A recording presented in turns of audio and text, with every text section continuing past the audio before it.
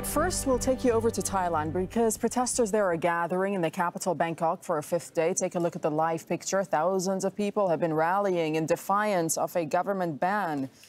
Dozens have been arrested, and they're calling for the Prime Minister to stand down, the monarchy to be reformed, and a new constitution.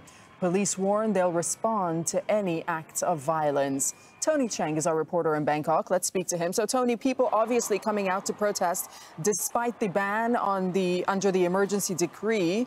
What do the protesters have planned for today?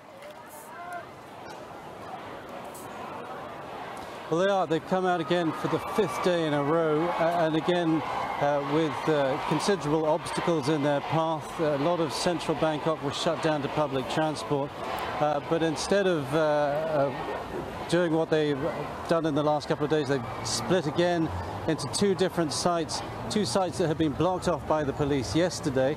They've come and they've occupied, they've been here for about an hour now, thousands of people.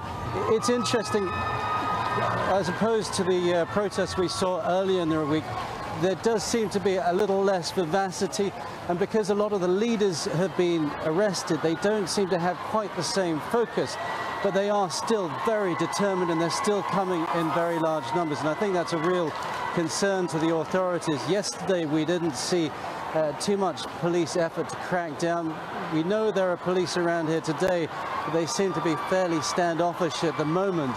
But I think the fact that so many people are still coming out, and it's raining quite heavily now in conditions that are very unfavourable, braving these extra security measures that they've been threatened with by the police, arrest and all sorts of other fines. I think that's a real concern for the government, and they don't seem to be going away anytime soon. Yeah, so not to sort of get into speculation here, Tony, but how do we expect the police to react? Well, they had a press conference earlier today, and they made the point again that anyone attending these protests was breaking the laws under these new emergency conditions, where gatherings of 5 are illegal. Again, I think you can see behind me that no one's paying very much attention to that. They also stressed that anyone proliferating or sharing fake news, and again, that's a very widely interpreted term here in Thailand, could be liable for jail terms or heavy fines.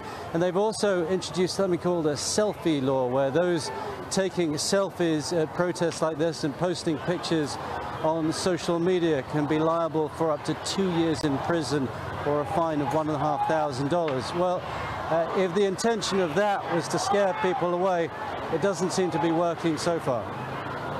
All right, Tony, thank you. We'll speak to you later. Tony Cheng reporting from Bangkok.